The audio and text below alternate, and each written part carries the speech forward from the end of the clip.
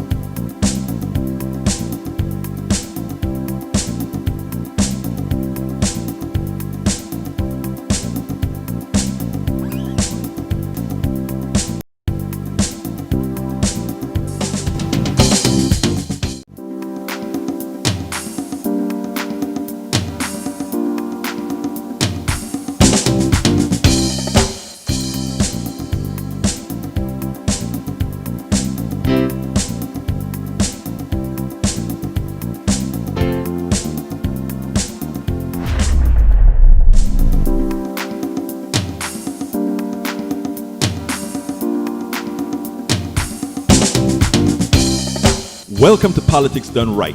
I am your host, Egberto Willies. This is a progressive program that will take the mystery out of politics. This is the program that will encourage you to make sure government becomes we the people. Whether you are liberal, progressive, conservative, or otherwise, you get to air your point of view. We are an independent media outlet that, unlike mainstream media beholden to corporations, we only owe allegiance to you. Remember, you can also send me a tweet at EGBERTOWILLIES. That is at Egberto Willies. Let us engage. It is Politics Done Right. Well, folks, welcome to one more edition of Politics Done Right. I'm Egberto Willies, your host. Thank you so kindly for being a part of the show.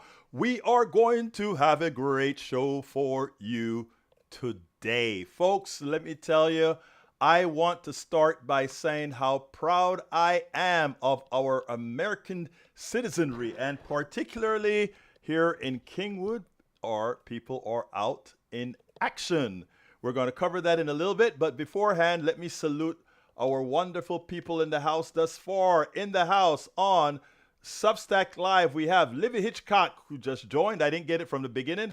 We also have LBW. She says, hello, I'm catching the afternoon show. Finally, you're finally catching. There you go, girl. There you go. All right, but guess who's first in the chat? The one and only Patrick Magner says meow from Houston, Texas. Second in the chat, Lee the Bearcat from, where again? Austin, Texas. We also have Joe says, hello, some improvement from long COVID. I'm so happy to hear that, Joe, from California, Los Angeles to be sure.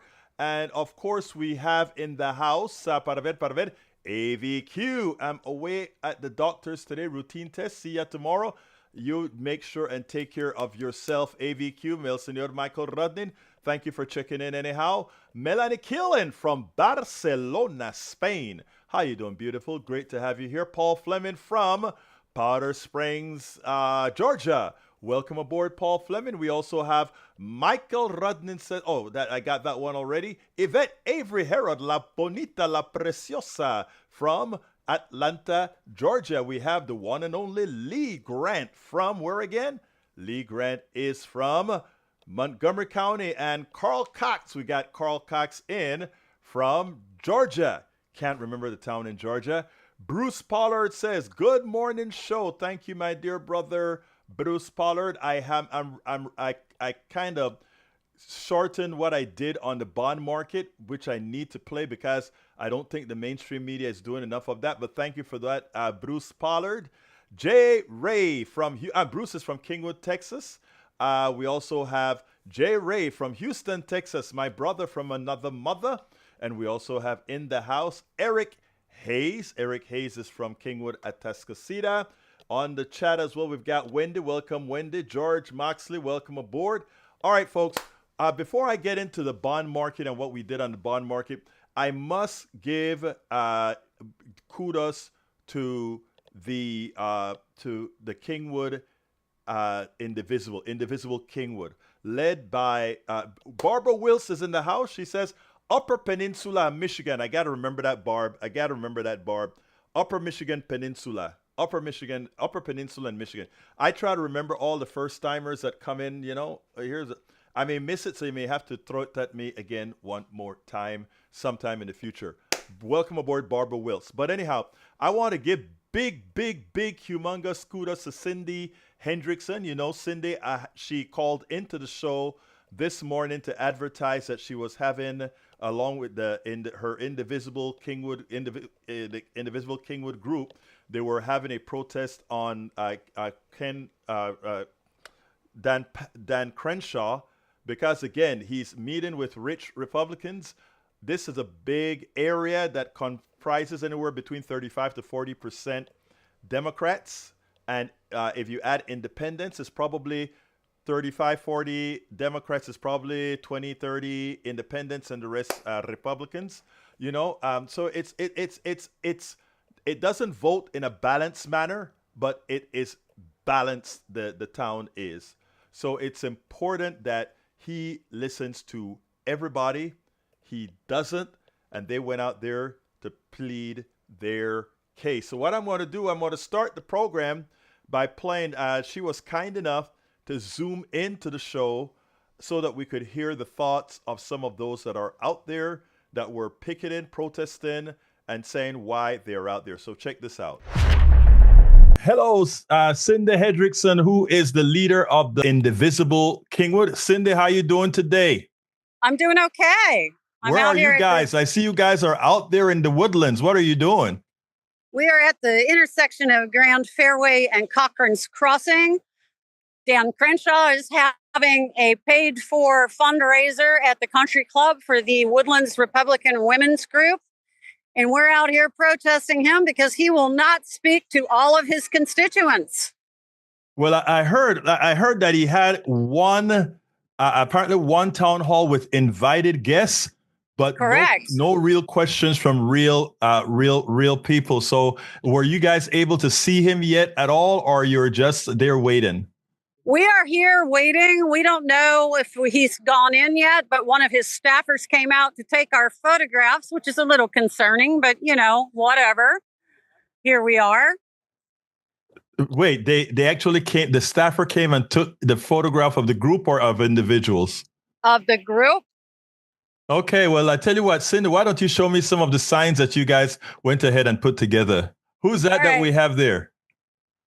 You want to be on camera? Sure. Can you see her? Yes, I can see her. Who is that? Ask her what is she doing out there? What are you doing out there? Hi, Egberto. This is Reagan. I am happy to be out here. Cindy talked about the staffer that was out here taking pictures of us, and we were saying we want a town hall. He said, we had a town hall out here a couple months ago. I said, no, you did not. You had a private town hall event. And when I called and asked about a town hall, you or somebody else in the office said I could join on Zoom, but we weren't allowed to ask any questions. And I think that's wrong. Just because I live in Porter, Texas, doesn't mean that I should be represented any less.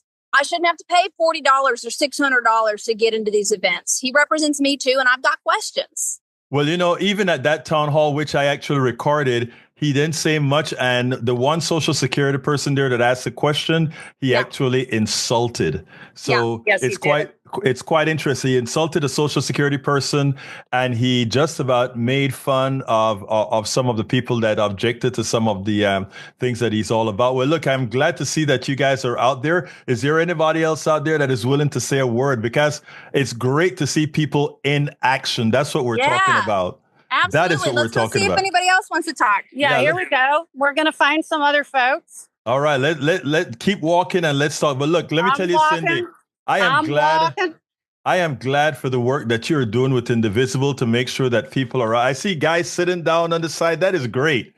I'm glad that you guys are out there doing what is necessary to make folks believe that we're not just going to stay here and take it. No, we can't do that. Would you guys like to be interviewed?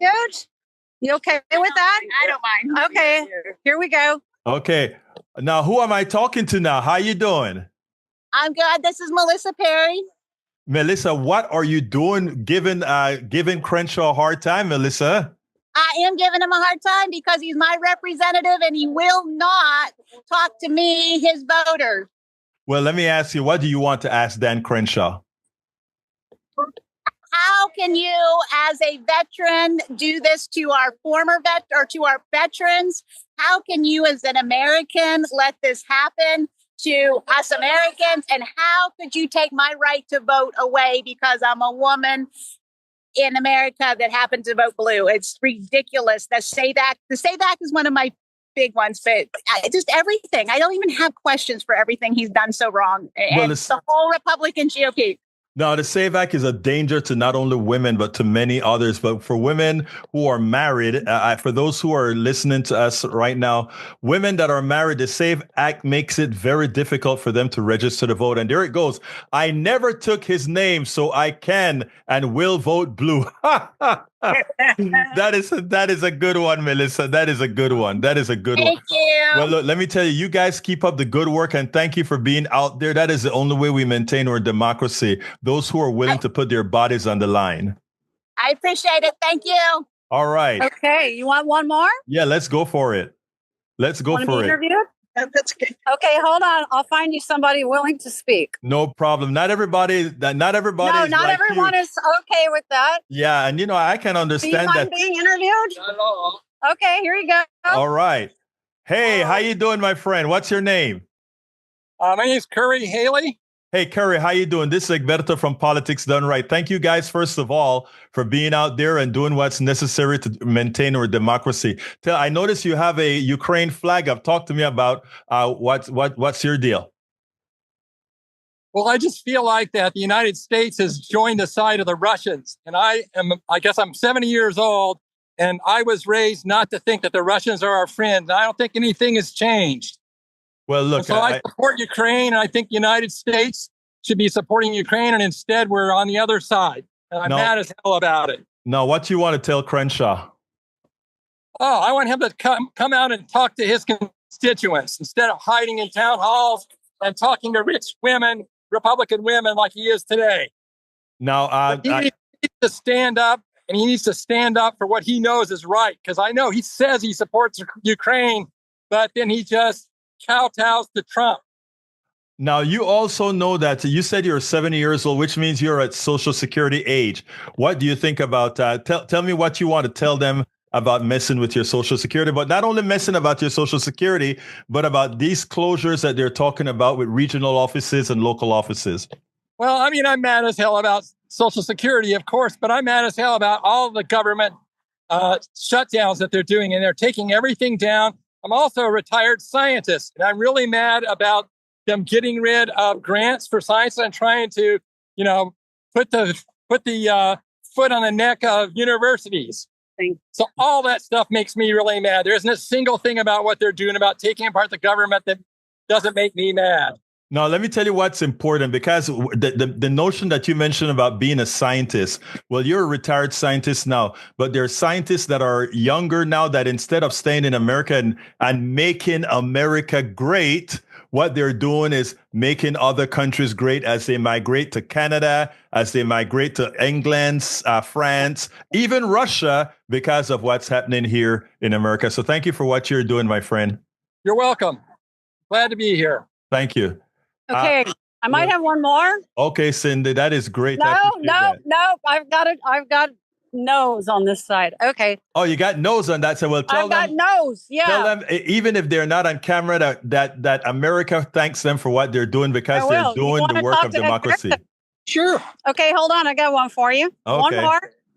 Hi. But the reason I'm out here, if you're curious, is because I think our congressman should be calling for the impeachment of Donald Trump, because Trump is currently disobeying a direct order from the Supreme Court in a 9-0 vote to return Garcia from El Salvador to the United States. That's why I'm out. Well, thank you for being out here for immigration reason. Are you of retirement age, my friend? Oh yeah, I'm 65. I retired about 3 years ago. Now, what's your thoughts on what they may be doing to Social Security, Medicare, and these other programs?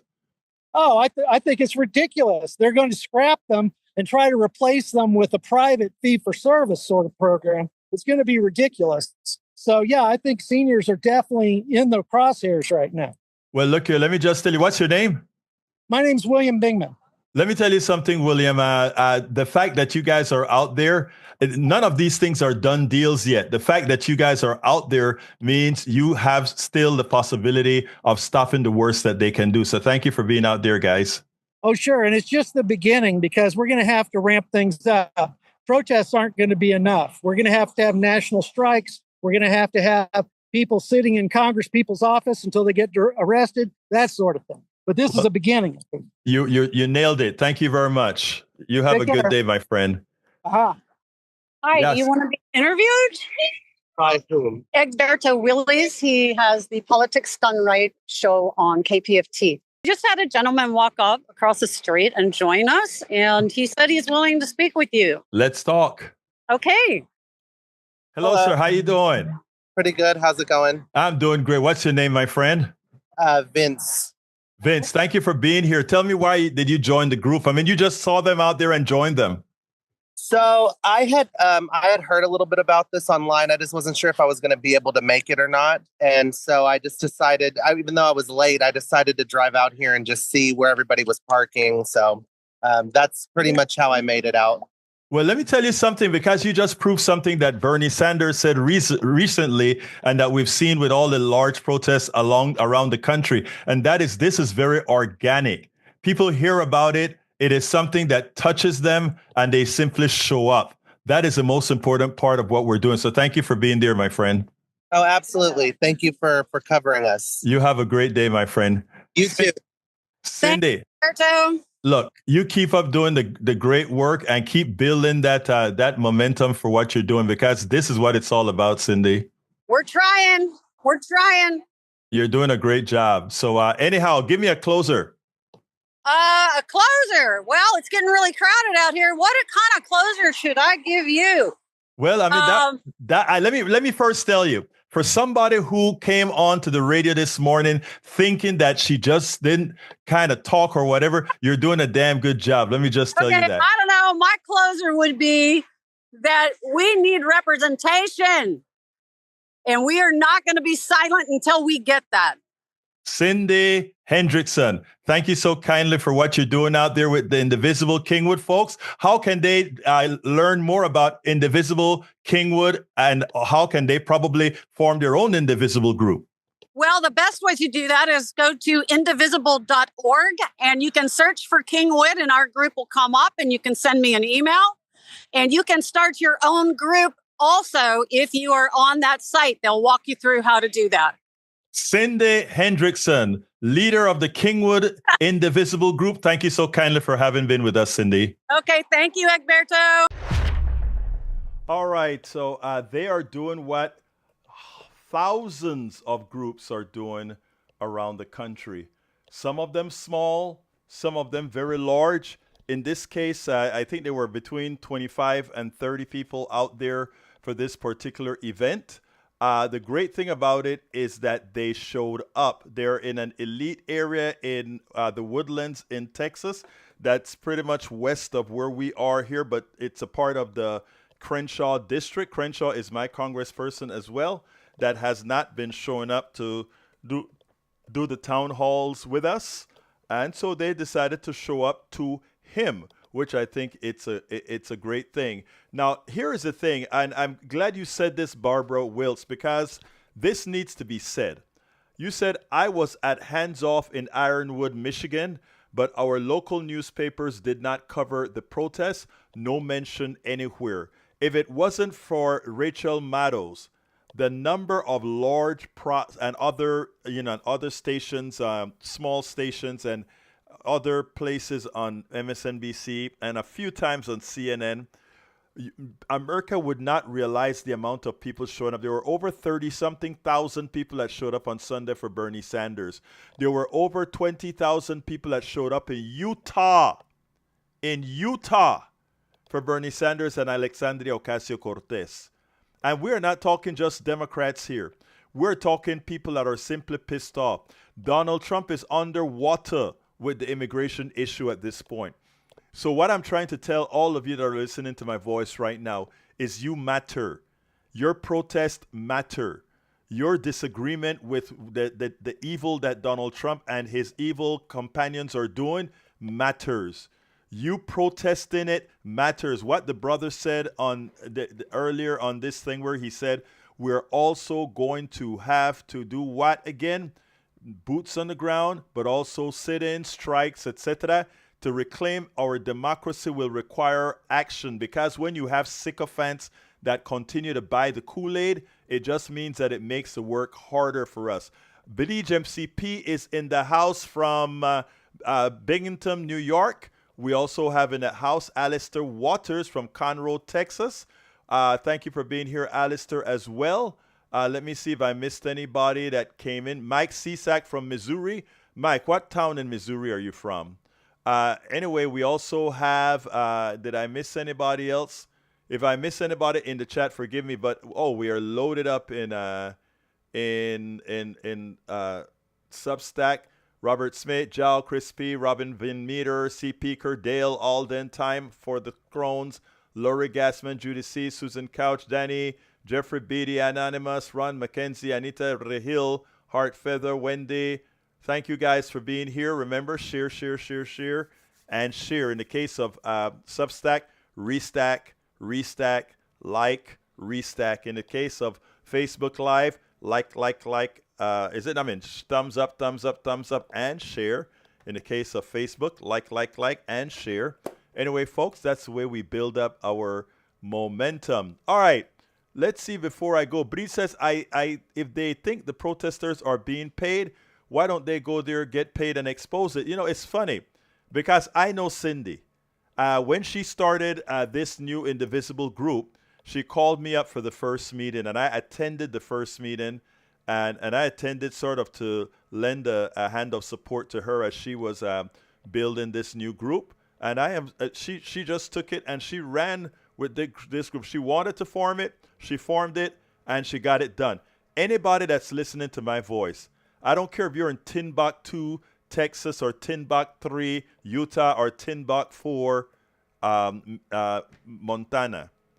You can go up to that Indivisible website, get some directions, and you know what? Go ahead and form your group to protest the evil that's being done in this country right now. That is action, and the actions are paying off. Donald Trump's poll numbers are tanking. Not just his personal poll numbers, not just his economic poll numbers, but also his poll numbers for immigration, which used to be sky high. And people are seeing the evil within. People are seeing the inhumanity. people are seeing that this guy has no desire for peace. What this guy is trying to do is deport everybody to have his white supremacist sweat dreams. That's what this is all about. You watch his proteges and you see exactly what they're looking for. We are a great nation. We are a salsa. Somos una salsa que si lo mezclamos todo perfectamente, tenemos una comunidad, tenemos un país que vale. So don't let them change that, folks. Don't let them change that at all. Anyway, now I want to talk a little bit about bonds. And this is an important topic. This video here, I want you guys to share. I'm going to put the actual standalone video in the chat. Please share this video. People need to learn about the bond market and how it really affects us. I try to put it as lay as I could. Bruce, I hope you found it lay enough. You can tell me off channel, but here we go.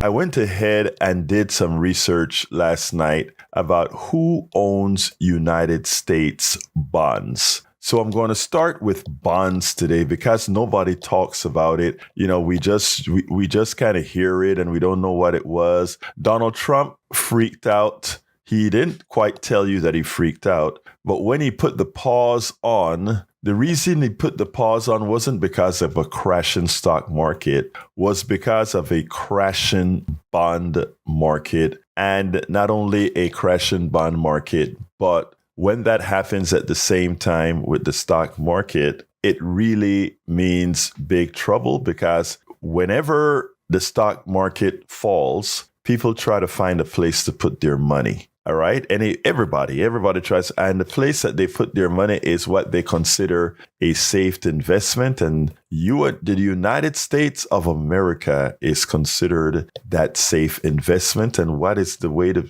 do that? By buying United States bonds. Well, as it turns out, right now, people don't have faith in the United States bonds for several reasons. And we ought to be careful because I went ahead and made this list of all the countries that are holding massive amounts of United States bonds. And I want to show you something here real quick. Japan owns $1.079 trillion of United States bonds. 1 point something trillion. In other words, I think we have like 30 something trillion dollars in debt. Japan, that one country, owns 1/36 of that debt. China is the second largest bondholder of the United States. They own 760 billion. United Kingdom, Britain, UK, Welsh, all those people own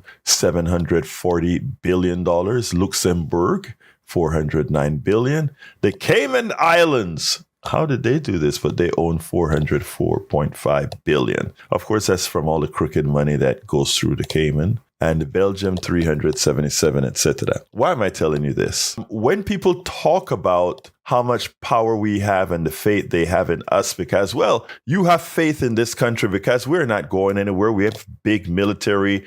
We have big farming. We have, we are good for a certain amount of debt that people believe we will service. And as long as the taxpayers are willing to pay all these people who own our debt a piece of the action, they're happy. So we are paying, I don't know, probably 3-point-something% interest. That's a sure thing for all these countries. A sure thing. They know that they can just hold a piece of paper, and every year the American taxpayer gives them almost $1 trillion in revenue just for holding a piece of American paper. And for that, they charge about 3-point-something%. Now, Donald, that's been working fine, but we do need to get our fiscal house in order. But before I continue this line of thinking, because I have some listeners right now that understand that money is a figment of one's imagination, in effect, because again, it's not based on anything, just based on the faith people have in your country. We could have an alternate economic system that doesn't work this way, where money is actually something. I'll explain that in a little bit later. But for those who are going to call and scream at me, or that's going to scream at me in the chat, rest assured, I understand the other concepts of money, the other methodologies we could have. I also understand, as Stephanie Kelton, the great economist, points out, the slack that we normally have in the economy that says how much we can how much we can spend over taxes, etc. I get that. But this conversation is restricted to the current economic model that we are in. And everybody out there, this isn't rocket science. The highest level of arithmetic, of math needed for what I'm talking about is arithmetic. The people who sell stocks, the people who sell bonds and all of this, they want you, the average American citizen, to think this is magic and complicated. It is not. It is basic arithmetic. All right? So now, let's leave the stock market aside for now. The stock market is a casino where people gamble on values. In other words, I look at Tesla, and Tesla has lost several $1 billion in the last several days, weeks. But remember, nothing changed at Tesla. So why is it that if you're holding a piece of Tesla stock, did it change in value or anything? Nothing, absolutely nothing changed at Tesla. They're still building crappy cars. They're still not state of the art. None of that has changed in the last 5 years. So they're still a crappy company that has a lot of hype behind it. So we know the stock market is a casino. The bond market isn't. The bond market, on our current context, is real because it can have a material effect on your taxes and your services or your Social Security. And by the way, Social Security owns a lot of bonds as well. In other words, when we go into debt, in other words, as we overspend more than we collect in taxes, some of the folks who buy that bond is Social Security. You know, that 14% or actually it's a 12 point something percent that we pay in Social Security for every worker, that goes into buying United States bonds as well. In other words, we're borrowing from Social Security because we still have an overpayment into Social Security until all the baby boomers eventually leave. Then we'll have an underpayment. But anyhow, continuing. I think we're still at an overpayment stage in Social Security. I'm not sure. Don't quote me on that one. I think we're still in overpayment mode in Social Security. Anyhow, so there are all these countries who owns a lot of our debt, 30-something trillion, I believe it is right now. Now, we are playing hardball with these folks around the world by throwing tariffs on them. In reality, we're throwing tariffs on the American people. The American people are going to pay a higher price from all these products imported. When Trump says he's putting a tariffs on these countries, he's lying to you. He's putting a tariff on you. So your iPhone that is manufactured in China, for Apple to bring it into the country, they have to pay Trump, the United States government. A large percentage of that price of that phone goes into the Treasury as a tax, as a sales tax. And the person who pays it is you. Because when Apple pays that to the government, Apple then comes to you and increase the price of that iPhone to pay Uncle Sam and to ensure that its shareholders and the executives continue to get those substantive checks. So it's always, remember this, it is always you, the working class, who pays. It will always be you, the working class, who pays.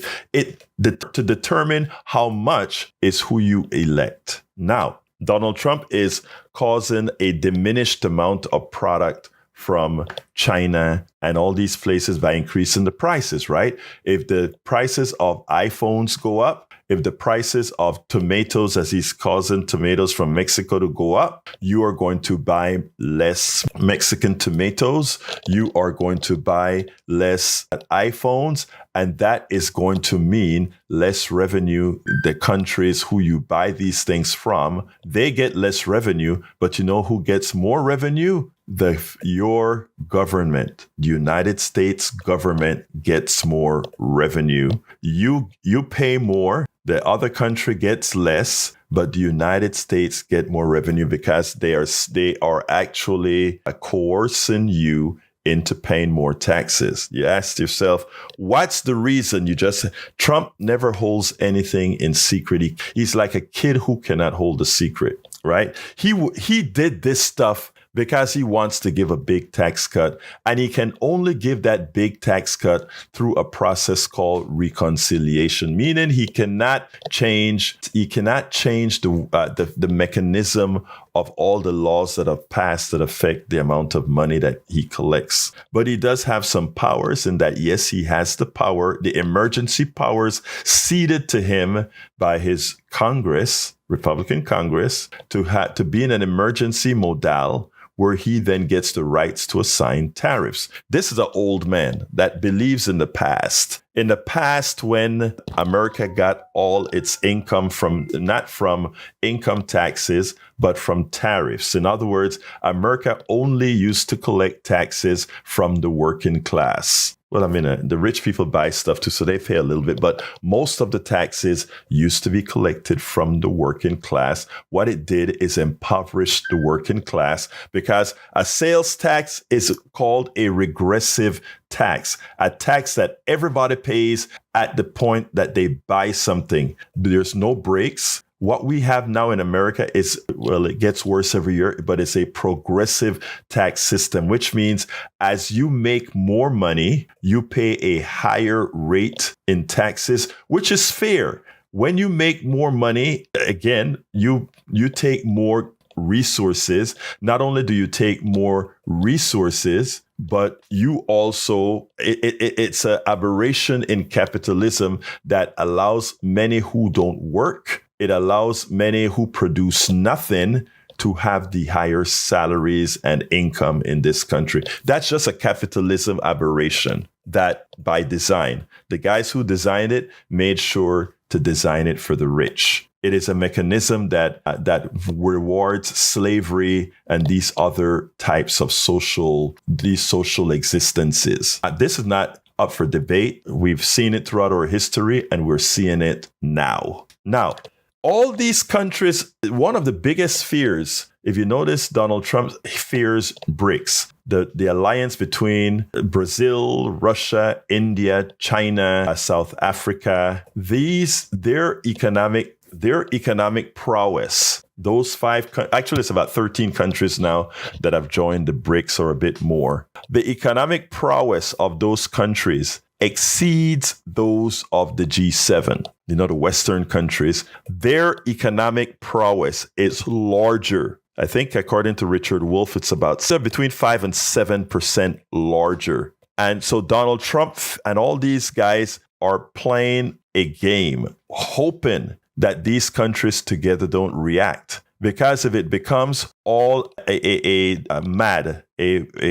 does MAD stand for? Mass destruction, mutual assured destruction. The ones that lose the most will be the G7 because their population is that much smaller, the G7, than BRICS population. Remember, BRICS has India, which is over 1 billion people. It also has China, over 1 billion people. And I think some of the other large countries are involved as well. What I'm saying is we are playing with fire. We're playing with what the piece that I was going to play yesterday that I asked you to look, go offline and look at it where I had it in the newsletter. Ray Dalio points out that we are heading not to a recession, but to a depression. And he didn't quite use the word depression, but he knows what he's talking about. Because let's postulate here. The bond market has been crashing, it has caused interest rates to go up by over a half point, I believe, interest rates that we would be borrowing at. So we have a huge increase in our budget deficit just from just from the lack of faith in our bonds. That interest rate has gone up, right? Now, if China, who owns $760 billion worth of our bonds, starts to unload some of them, and believe me, if China starts to unload some of those bonds, Japan is going to have to, who is a major holder of those bonds, will have to unload some as well. Because they don't want to stay holding money that's worthless, or not worthless, but it's worth a whole of a lot less. They don't want to do that. So it will start to unravel if Donald Trump continues on this path that says we are going to make sure you all make less money from exporting to the United States. They can come back and say, you want to do that? We are going to charge a premium to you to borrow money from us. And since you want to give your rich taxpayers, or rather not rich taxpayers, your rich people a huge tax cuts on us, that is exactly what we will do to you. And we can stop that tax cut from occurring today by simply making sure the part of your budget, which is over $600 billion a year, I think it's over $600 billion, don't quote me on that one, we can make sure that that amount increases by a huge percentage, and you now cannot give tax cuts. In fact, you may have to raise taxes. Look, folks, this is serious stuff that nobody is out there talking about in detail. We are on the edge. We are on the edge of catastrophe caused by our tax cuts, caused by our intransigence with the rest of the world, caused by why we think this 4% of the population that we represent is somehow so much more exceptional than anywhere else. We have a vice president that calls China's peasants. He says we are borrowing from peasants. We have learned how to disregard those who work and reward those who play. Stockbrokers play. Money managers play. We are the ones who work. The farmers, the teachers, the lawyers, the doctors. Those are the ones who perform. Those are the ones who do something for society. When, as we have made those people seem as ridiculously as if not needed, when the ones that are not needed are the ones who make the most, the ones we want to give even more tax cuts to. Folks, we have to start telling ourselves the truth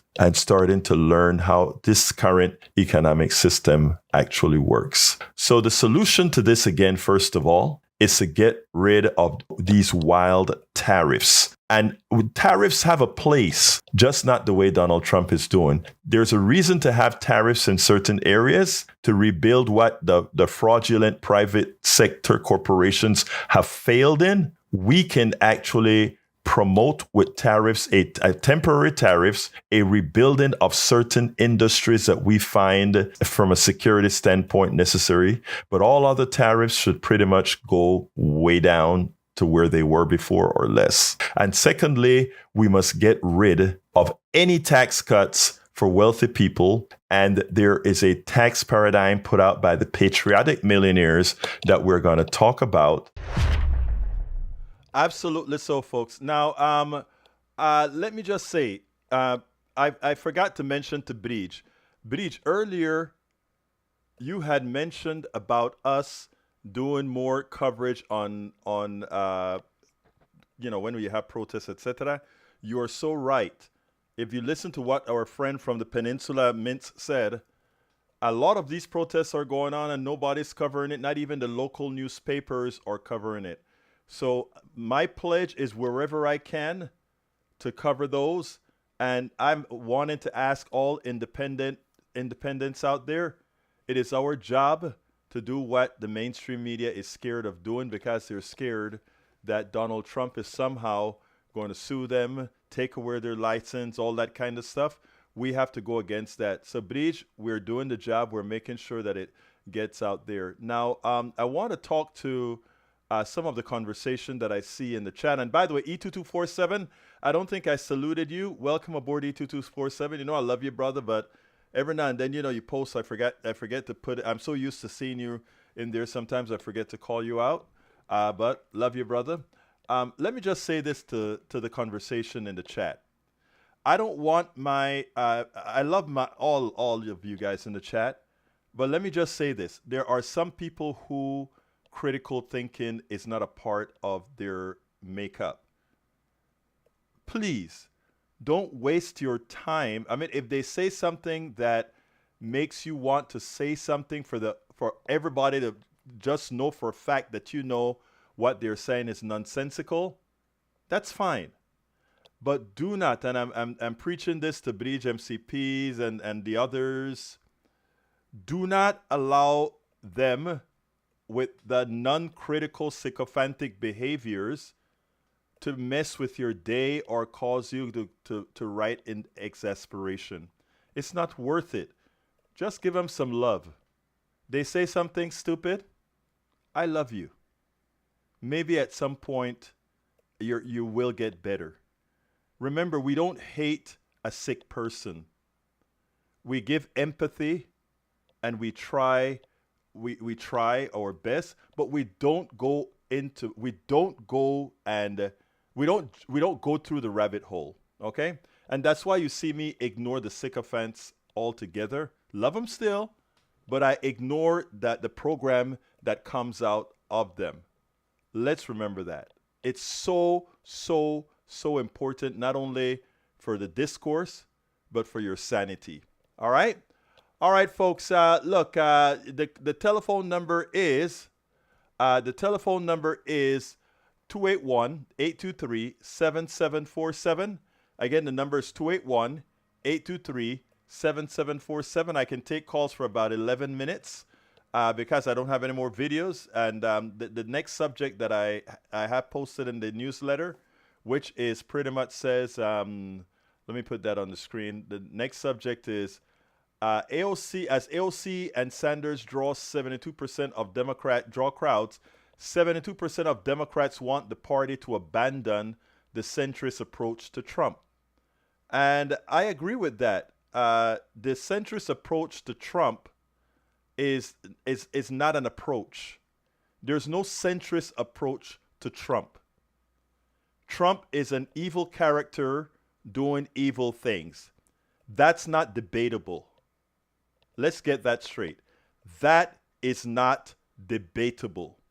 Now, what many Democrats have been doing is simply sitting back, thinking that things will blow over. Well, the base of the Democratic Party and the base of independents have rightfully decided that they will take it no more.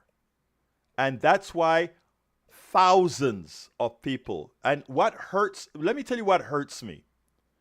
When the Tea Party had a fraction, and listen to me here, folks, when the Tea Party had a fraction, hi, Brother Brackens, hold a second, my dear Brother Brackens, I just want to finish this thought. When the Tea Party go ahead. had a fraction of what we have in mass around the country, every single, from Fox News to CBS to ABC to MSNBC, and all of them were covering them. Let me tell you what happened in 2011. In 2011, we had a mass talk out on the mall during a snowstorm in Washington, D.C. with the Coffee Party.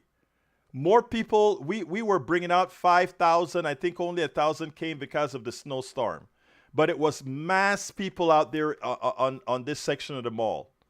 We had zero coverage. The Tea Party, a couple of days before, came out with about 40 or 50 people. They gave short shots. And on TV, it looked like a lot of people. But we were there in Washington, D.C. on the mall to see what was really happening. It's a shame. My dear Brother Brackens, talk to me, Ray. Ray? Oh, I'm here. Yeah. So, I want to make sure I heard that thought through.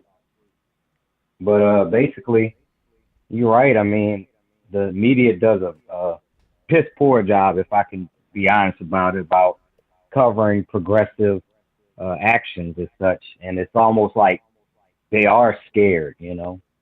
But I actually called in because I want to speak to your point you made on the video about the tariffs, you know, or as Jack would call them, terror ifs, because if you broke, it's a terror if you got to buy something. So I totally dig on that.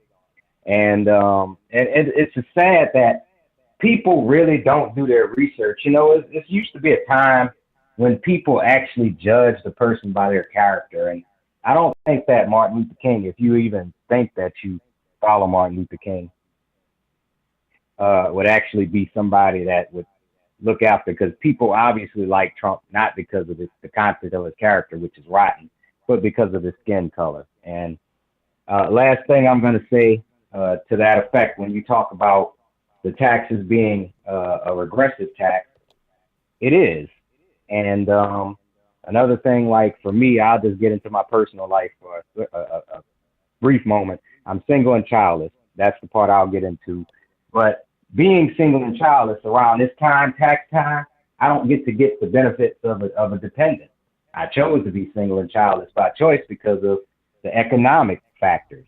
But, you know, I could have went to the manosphere and said, you know, they only do things for women and families, so I want to go for the man. But I was smart enough to know that a woman could even put me in a better position to have a better life as a single childless man than this lunatic we have. And that's what I'm going to leave on, Egberto. Well, thank you, my brother, Ray. I appreciate that thought most definitely. And you are absolutely right. And by the way, you are doing your part, sir. And, you know, by the way, I went to the Latin Fest on Sunday, and I spoke to a few people about you and Tops because of you remember the Panamanian guy that we met at the Houston Peace and Justice Center? I spoke about both you guys. Yeah, I know him. Y'all keep up the good work. All right. Yeah, he's a good dude. I actually see him at a lot of meetings. He stays active. You know, he's into self-defense and all of that stuff. He's got some talents that I feel like we're going to need down the line. So I definitely like to pick his brain when I get a chance. Bro. I hear you, man. I hear you. But we'll talk later. All right, Ray? All right, brother. Keep the show rolling. Take care. All right, folks. You know, I talk a lot about what we did with the coffee party. I want to show you. This was a culmination of this during the snowstorm that I was telling you about. In thinking about it, I just saw it. I said, you know what? Let me show the audience what we did back in 2011 when we were fighting. That was during the Obamacare debate and the Tea Party. This is what we covered this for ourselves. None of this was covered by the mainstream media. I just want to show you. This one is about a minute and a half. Let me just play this here. I think I can play it. Freezing, we had hail, we had sleet, wind was blowing umbrellas. Oops. Hold on a second. I got to start it over again. Para ver. I need to put it on the screen, and I hope I get it right. Below freezing, we had hail, we had sleet.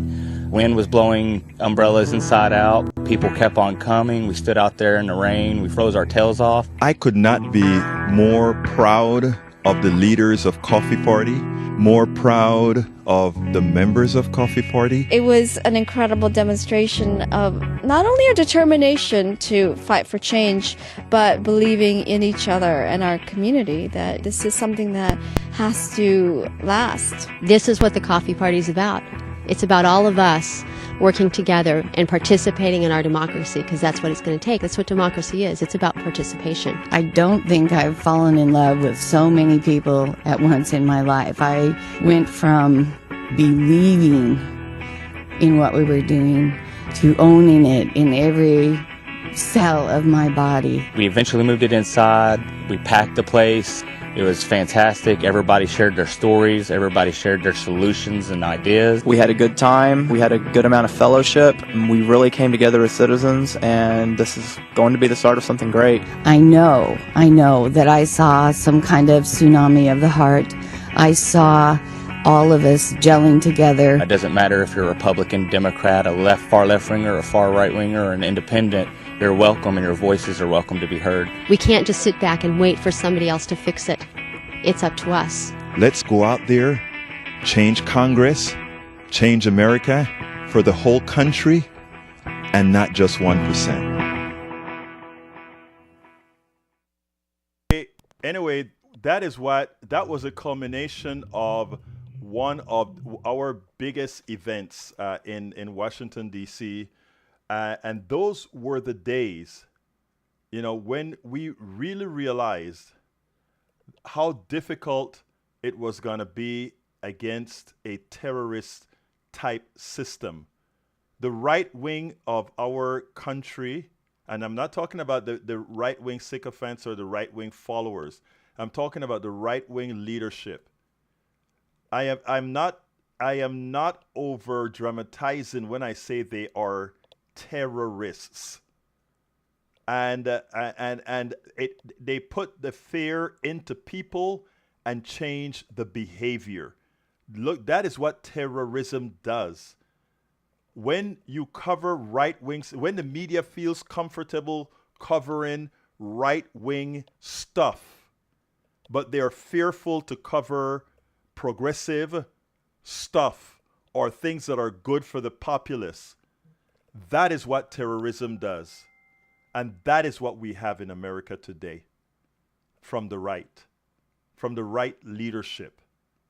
Like I said, we do a lot of work. We have been doing a whole lot of work on the progressive side. We have been doing a whole lot of work on the side of the working class for a long time. But for many reasons, because of neoliberal Democrats that are really a hindrance to progress, because of right-wing terrorism, because of these things, we have been unable to do it. But what I see today, even without media coverage, what I see today is what we want to see. Forget that the mainstream media is not covering you. We have independent means in which we can cover. And while we're still using some of the platforms that the plutocrats are running, that good old email. I send out 3 to 5 pieces of email every day. I know some people just have it blocked into some areas, etc. But I get a large reading percentage on my emails. I have a large database and a lot of people read it, more so than the average mailing list. I wish more people would become paying members, but I understand it's difficult for folks to make commitments many a times. But we have to do this. We have to keep connecting with people by mail, by the internet when we can, even when we are throttled. Our network, Politics Done Right network, often is throttled. I have done experiments where I change the platform and see things grow, but we're throttled. That's okay. You can fix throttling by sharing and by making sure other people see it. So what I'm going to do, first of all, is I am going to go ahead and the video that I said I wanted you guys to share on bonds, I want you to share this however you can, by email or however you can. What I'm going to do is I am going to put this in the chat with a description and ask you all to please be sure to share this. I'm going to put the description as well as the link, and please share this in every platform that you can. We need to learn what's happening with bonds and how it's going to become an issue. If we have the tax cuts, etc., we cannot have a $4 trillion tax cut, folks. We cannot have that. Likewise, we need to make sure they do not drop, that they tax the wealthy and close the gap. That is based on our current economic model. That is what we have to have. You can be a part of the solution. All right, folks, I got to get out of here. But before I get out of here, I need to ask you to please support the program. And the way to support the program is to become a paid subscriber to our newsletter. And becoming a paid subscriber to our newsletter is the easiest thing you can do. And that is simply going to politicsdoneright.com indivisible.com/newsletter. All paid subscribers to our newsletter get to read all 5 of my books free of charge. And guess what? Every subsequent book that I write will also be on Substack for you to read. So I ask you so kindly, those of you who have the wherewithal, think about a cup of coffee. Support us, a cup of coffee. Just go to politicsdoneright.com/newsletter. That subsidizes most of what we do here, along with some YouTube subscriptions, etc. But that is the only way we make it. Let me tell you something that I'm going to go about a minute late because I want to show you something. There is a independent, purported to be an independent news media that is shutting its doors here in Houston. But when I saw what the reasons that they said they were shutting the doors, I actually got a bit upset. And I'm going to tell you why. I'm looking for the little tweet that I sent out because it is depressing what they claimed. I think here it is. This is what I wrote. And I'm going to read it because I'm very upset about this particular thing that is closing. Houston Landing is an independent media source here in Texas, or I thought so. I said, why? Houston Landing, a purported independent media source, is shutting down for financial reasons. The company has 43 employees and received $20 million in seed money in 2023. If the average journalist employee benefits were $100,000, that is under $10 million over its 2-year existence. I am sure they were collecting some donations as well. Media equipment is no longer cost prohibitive. What in the hell happened? Overpaid executives? What is sad is that a one-person independent media operation working 12 to 16 hours, 7 days a week. I struggle like hell to do my part in the progressive independent media space with no seed money, just donations from those who see the value. Again, one person in Politics Done Right, one person 12 to 16 hours a day, 7 days a week. We never had seed money. We exist from what you guys do and provide and support us by. KPFT Houston, our major community radio station, separate from Politics Done Right, operates a 100,000-watt transmitter, 24/7 programming, and supports a small staff. The seed money would give more than 10 years of operation, albeit with many volunteers at KPFT Houston.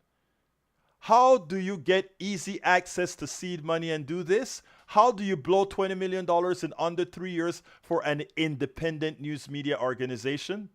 Some of us believe in independent media not to get rich, but to inform for the better good while being able to simply pay our bills and survive, while others seem to play the corporate game in the wrong spaces.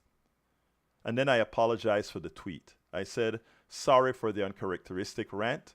The tweet just came across my feed, and it is upsetting to think about what one can do with $20 million in our space. My God. My God. My God. So, folks, when you support Politics Done Right, it's not seed money. We built all of this. My engineering technical space allowed me to build a lot of all of this stuff out of, again, the knowledge of engineering, etc. We don't take $20 million. We don't take $1 million. Not even KPFT takes $1 million in a year. What I'm saying, folks, is the following. Please support true, real independent media where we really value what we do. And you can support us by going to politicsdoneright.com/newsletter and become a paid subscriber. Our subscription rates are peanuts, a coffee. Not the millions of dollars these big groups that want to claim independent media and just is a cash cow for a few. We really do the work. We really do the work. And you can see the work on our Substacks. You can see the work in our books. You can see the work in our videos. You can see the works in our Instagrams, in our shorts, in our articles in the newspapers. You see the work. We never got seed money. My seed money was my retirement, and I should say my blown retirement. And so I think that is what was so upsetting in seeing an independent group in Houston gets $20 million, 43 employees. We put out more data, this one-man operation, than Houston Landing. Anyway, sorry for the rant again. But anyway, please support the program. politicsdoneright.com/newsletter. politicsdoneright.com/newsletter. I got to get out of here. My name is Egberto Willies. Love you all. My name is Egberto Willies. This is Politics Done Right. And you guys know how I end this baby. I am what? What am I again? Out.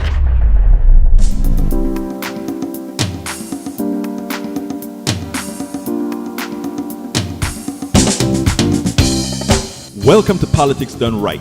I am your host, Egberto Willies. This is a progressive program that will take the mystery out of politics. This is the program that will encourage you to make sure government becomes we the people. Whether you are liberal, progressive, conservative, or otherwise, you get to air your point of view. We are an independent media outlet that, unlike mainstream media beholden to corporations, we only owe allegiance to you.